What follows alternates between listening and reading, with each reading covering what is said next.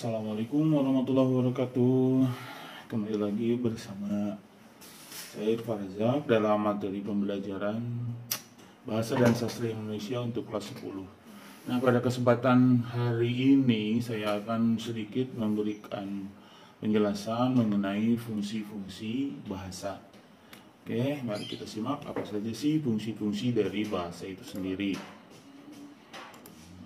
Nah, pengertian umum. Pengertian umum dari fungsi bahasa di sini dalam disiplin ilmu sosiolinguistik, ya, fungsi-fungsi bahasa ini mengacu pada sudut pandang penutur, pendengar, topik, kode, dan amanat dari pembicaraannya. Jadi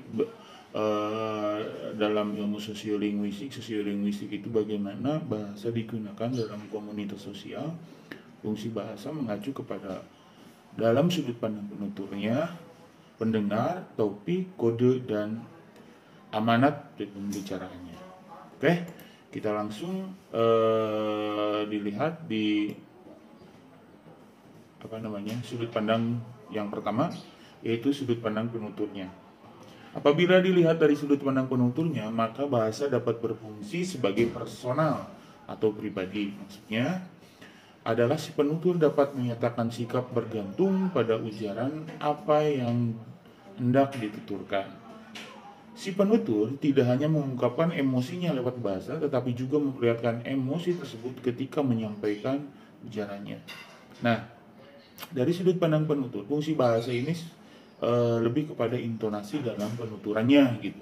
Jadi pihak lawan bicara atau pendengar dapat menduga apakah si penutur tengah dalam emosi yang seperti apa, baik itu sedih, marah, atau bahagia berdasarkan dari ujarannya. Seperti itu. Jadi kalau si penuturnya cuma kata hei gitu, ya berarti bisa diketahui kalau si penuturnya itu keadaan emosinya sedang seperti apa, dengan hai gitu kan. Nah, itu contohnya. Yang pertama. Yang kedua, ini dari sudut pandang pendengar atau lawan bicara. Apabila dilihat dari sudut pandang pendengar atau lawan bicara, maka bahasa dapat berfungsi direktif, yakni mengatur tingkah laku pendengar. Yang maksudnya, bahasa itu dapat membuat si pendengar bersedia melakukan sesuatu atau kegiatan yang sesuai dengan kemauan si pembicara.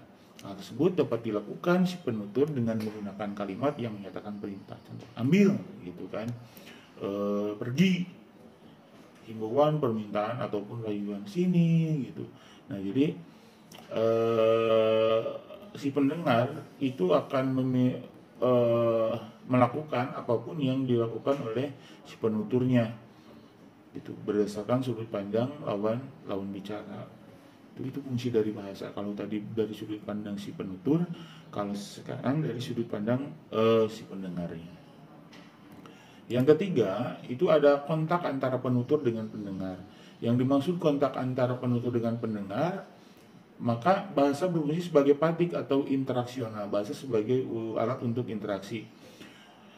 Ini sebagai cara untuk menjalin hubungan, memelihara, memperlihatkan perasaan bersahabat atau solidaritas sosial antara penutur dengan pendengar.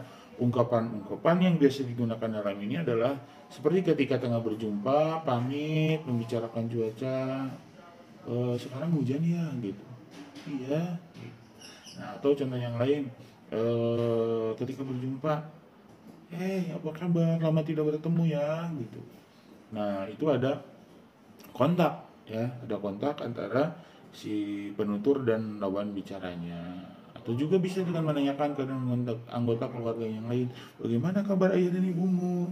Nah, maka si lawan bicara pasti mendengar, alhamdulillah kabar ayah dan ibuku sedang baik-baik saja, seperti itu. Nah, terus yang keempat, dari segi topik ujaran.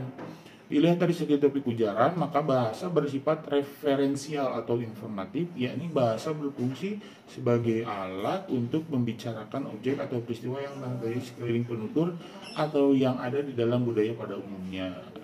Itu. Jadi bahasa juga berfungsi sebagai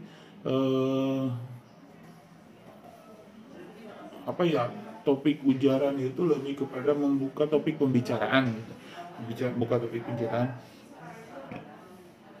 Sedang musim apa sih di kampungmu? Nah, seperti itu, maka akan terbangun komunikasi yang lebih lanjut antara si penutur dan lawan bicaranya. Dan ini selanjutnya dari segi kode yang digunakan ini maksudnya. Bahasa berfungsi sebagai metalingual atau metalinguistik, artinya bahasa tersebut digunakan untuk membicarakan bahasa itu sendiri, ya.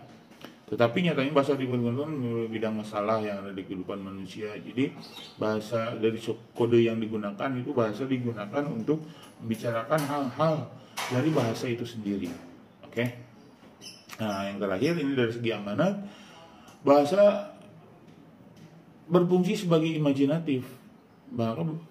Artinya bahasa dapat digunakan untuk menyampaikan pikiran, gagasan, dan perasaan baik yang sebenarnya maupun hanya hayalan atau rekaan saja. Nah, fungsi imajinatif ini biasanya berupa karya sastra, misalnya puisi, cerita, dongeng, lelucon, dan lain sebagainya.